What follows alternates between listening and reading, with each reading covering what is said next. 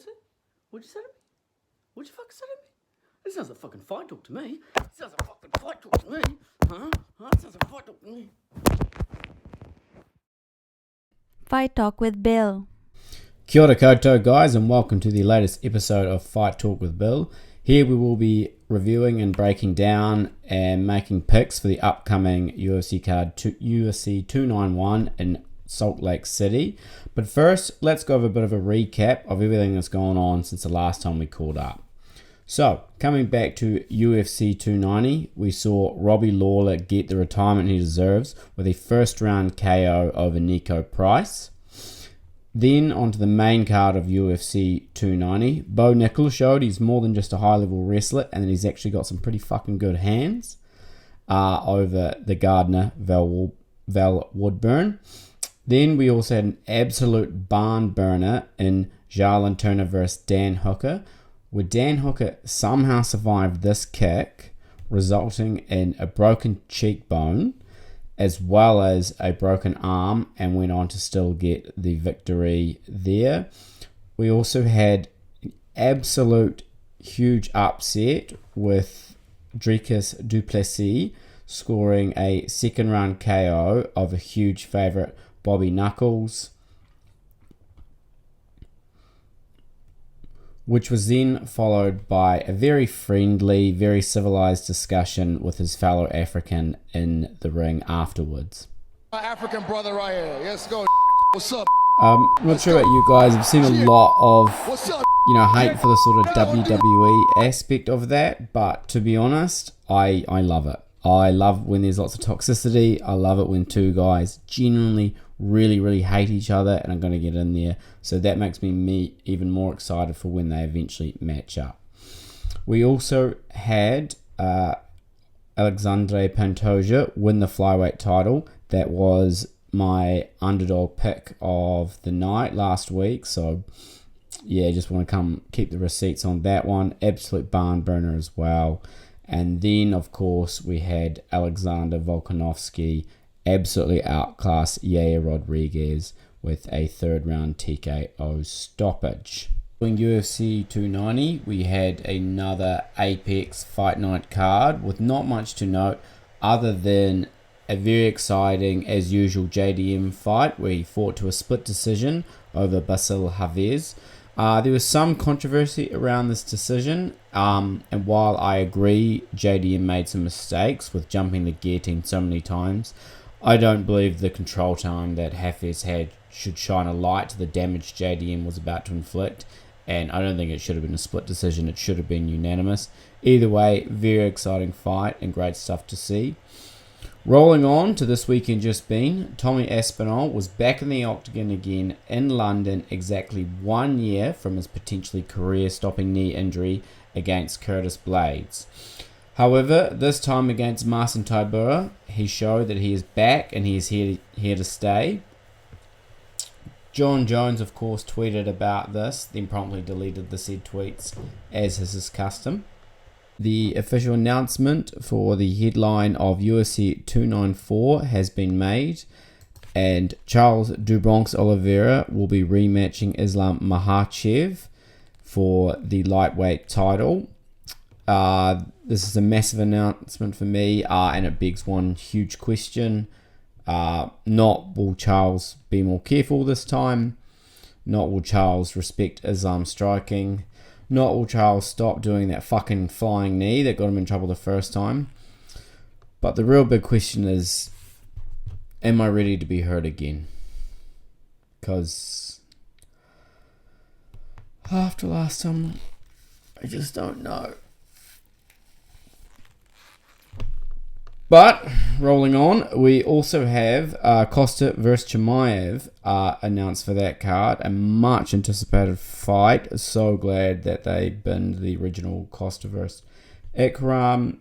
This will be another fight with a massive amount of toxicity towards each other, which I absolutely love. The build-up's already happening with them sledging each other on Twitter. With all that out of the way, let's move on to this weekend's event. Opening up the main card, we have Michael Chiesa versus Kevin Trailblazer Holland. Kiesa's not had a fight since November 2021, so might be experiencing a bit of ring rust. He's known primarily as a grappler, mainly a submission game, although he has developed some good striking later on in his career. However, despite being a good grappler, he's never really stood out as a wrestler and has ability to get it to the ground, which is great for Holland, as good wrestling has always been his weakness.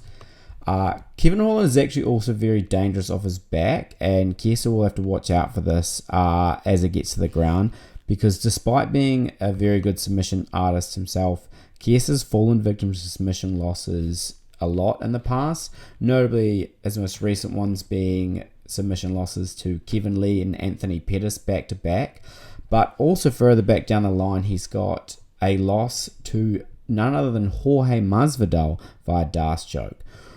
Would you bloody believe it?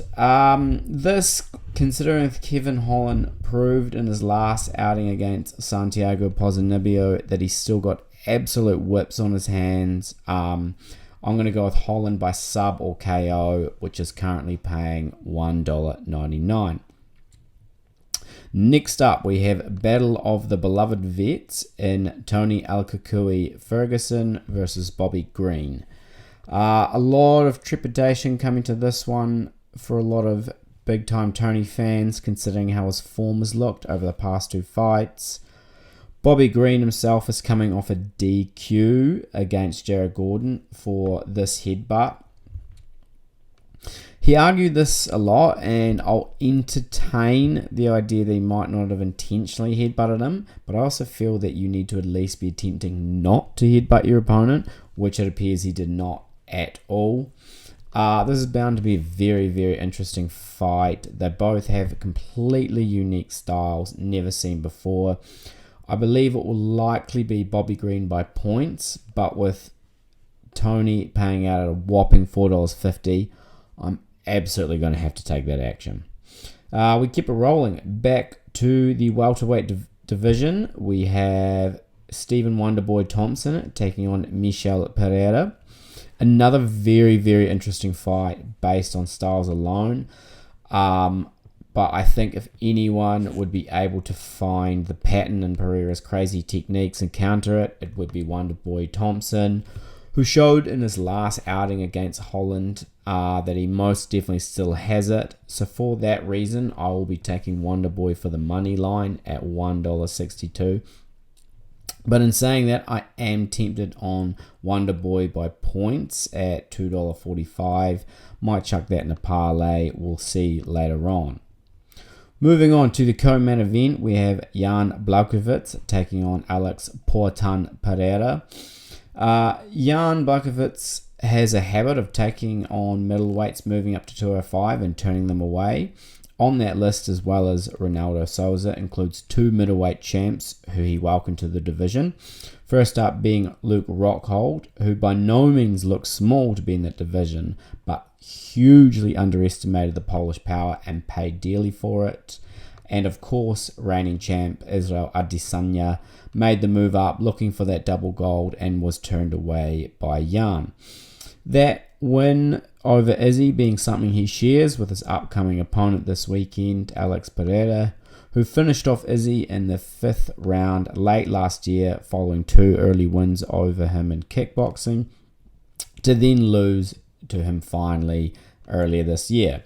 This is going to be a very fun, interesting fight. I'm really, really interested to see the kicking game unfolds, as Pereira is known for very sneaky, hard to defend leg kicks, and Jan is known for devastating, although a bit more obtuse kicks, but they break people down none the same.